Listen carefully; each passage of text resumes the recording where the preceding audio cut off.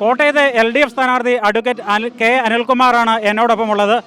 മീനച്ചിലാർ, മീനന്തറയാർ, കൊടുവരാർ പുനർസംയോജന പദ്ധതിയുടെ ഭാഗമായി വീണ്ടെടുത്ത പ്രദേശങ്ങളിലൂടെ അദ്ദേഹം ബോട്ടിൽ സഞ്ചരിച്ചുകൊണ്ട് തൻ്റെ വോട്ടർമാരെ നേരിൽ കണ്ട് വോട്ട് അഭ്യർത്ഥിക്കുന്ന ഒരു തിരക്കിലാണ്. അലിയേട്ടാ, ഈ മീനന്തറയാർ, കൊടുവരാർ, മീനച്ചിലാർ ഈ പുനർസംയോജന പദ്ധതിയിൽ തെളിയിച്ച പാതയിലൂടെയാണ് ഇപ്പോൾ മുന്നോട്ട് പോയിക്കൊണ്ടിരിക്കുന്നത്. ഇതുവഴി ബോട്ട് പോകത്തില്ലായിരുന്നു. കോട്ടയത്തിനുള്ള ബോട്ട് തടസ്സപ്പെട്ട് കിടന്നു. അത് കാഞ്ചനപുരം വരുവുള്ളായിരുന്നു. ഞങ്ങളാണ് ഈ പുഴ തെളിച്ച് ബോട്ട് വരുന്ന സാഹചര്യം ഇവിടെ ഉണ്ടാക്കിയത്. ഇപ്പം പഴുക്കാനിലക്കായൽ തെളിക്കുന്ന പദ്ധതിയിലേക്ക് നമ്മൾ കടക്കാൻ പോവുകയാണ്. 103 കോടി രൂപയുടെ പദ്ധതിയാണ് അനുഭവിച്ചിരിക്കുന്നത്. അതിന് ടെൻഡർ നടപടികൾ പൂർത്തിയായി. പാരിസ്ഥിതിക അനുമതി ഇന്നലെ കിട്ടിയിട്ടുണ്ട്. വേഗത നടപ്പാക്കും. ഈ പുഴകളിലെ കുരുക്കഴിച്ച പോലെ റോഡിലെ കുരുക്കഴിക്കാൻ ഒരവസരം കോട്ടയത്ത് തരണം. ഇതാണ് ഞങ്ങൾ നാട്ടിലെ ജനങ്ങളോട് ചോദിക്കുന്നത്. ഇവിടെ കുരുക്കഴിക്കാൻ ഒരു പദ്ധതി കൊണ്ടുവന്ന് അവിടെ തുരുമ്പെടുത്ത് നിൽക്കുകയാണ്.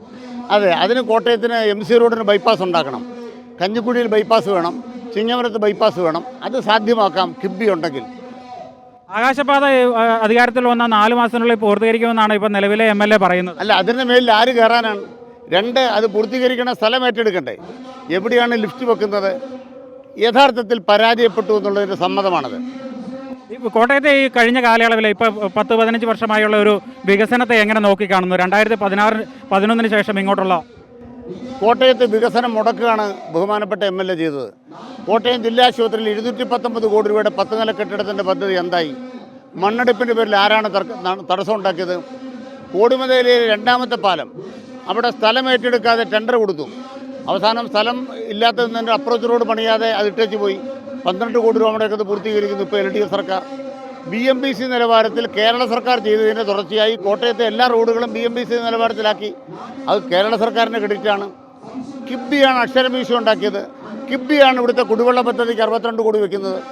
LDF സർക്കാർ നടപ്പാക്കാനാവും, ബാക്കി കൂടി ചെയ്യും. ഇപ്പോൾ കഴിഞ്ഞ തവണ തിരുവഞ്ചൂരിൻ്റെ ഭൂരിപക്ഷം വലിയ തോതിൽ കുറയ്ക്കാൻ അനിലേട്ടൻ്റെ പോരാട്ടത്തിലൂടെ കഴിഞ്ഞിട്ടുണ്ട്. ഇത്തവണ എങ്ങനെയാണ് കാണുന്നത്? ഇത്തവണ പേരിൽ 100% LDFന് വിജയം നേടാൻ കഴിയുമെന്ന ആത്മവിശ്വാസമാണ് LDFനുള്ളത്. അതിന് കാരണം, ഒന്ന്, കോട്ടയം നഗരത്തിലുണ്ടായിരുന്ന UDFൻ്റെ വോട്ടുകൾ വലിയ മാറ്റം വന്നു. മുമ്പ് കോൺഗ്രസ്സുകാരായിരുന്നവർ അവിടെ സ്ഥിരതാമസാക്കിയിരിക്കുന്ന കുറേ ആളുകൾ വിട്ടുപോയി. 27,000 വോട്ട് കുറവാണ് കഴിഞ്ഞ തെരഞ്ഞെടുപ്പിനേക്കാൾ. LDFൻ്റെ വോട്ടുകളിൽ യാതൊരു കുറവുമില്ല. വിജയം ഉറപ്പാണ്. ഒരു എതിർ സ്ഥാനാർത്ഥിയായിട്ട് ഒരു അനിൽകുമാർ ഉണ്ട്. അതൊന്നും തെരഞ്ഞെടുപ്പിനെ ബാധിക്കുന്ന കാര്യമില്ല. ബാലറ്റിൽ നമ്മൾ 1ാം സ്ഥാനത്തായിരിക്കും. തെരഞ്ഞെടുപ്പിൻ്റെ വിജയത്തിൽ നമ്മൾ 1ാം സ്ഥാനത്തായിരിക്കും. ഭൂരിപക്ഷം എത്രത്തോളം വരുമെന്നാണ് കരുതുന്നത്? അത് അടുത്ത ഘട്ടത്തിലേ പറയാൻ കഴിയൂ. ഇപ്പം നല്ലൊരു തരംഗം താഴെ നിന്ന് ഉയർന്നു വരുന്നുണ്ട്. നമുക്ക് മൊത്തത്തിൽ LDFന് അനുകൂലമായ തരംഗം തന്നെയാണ് മണ്ഡലം. കേരളത്തിൽ LDF ജയിക്കുമ്പോൾ കോട്ടയത്ത് പിന്നെ LDF അല്ലാതെ ആര് ജയിക്കാൻ? തീർച്ചയായും LDF അല്ലാതെ മറ്റാര് എന്ന ഒരു മുദ്രാവാക്യമാണ് ഈ തെരഞ്ഞെടുപ്പിൽ LDF ഉയർത്തിയിരിക്കുന്നത്. അപ്പോൾ കോട്ടയത്തും LDFന് അനുകൂലമായ ഒരു തരംഗം തന്നെയാണ്. ഭൂരിപക്ഷം അടുത്തൊരു ഘട്ടത്തിൽ മാത്രമേ പ്രവചിക്കാൻ കഴിയുള്ളൂ. ഏതായാലും ഉറപ്പാണ് വിജയം എന്ന് തന്നെയാണ് അഡ്വക്കേറ്റ് കെ അനിൽകുമാർ പറയുന്നത്. ക്യാമറമാൻ ജിത്തുകൃഷ്ണനൊപ്പം പ്രശാന്ത് ജോസഫ്, അമൃത ന്യൂസ്.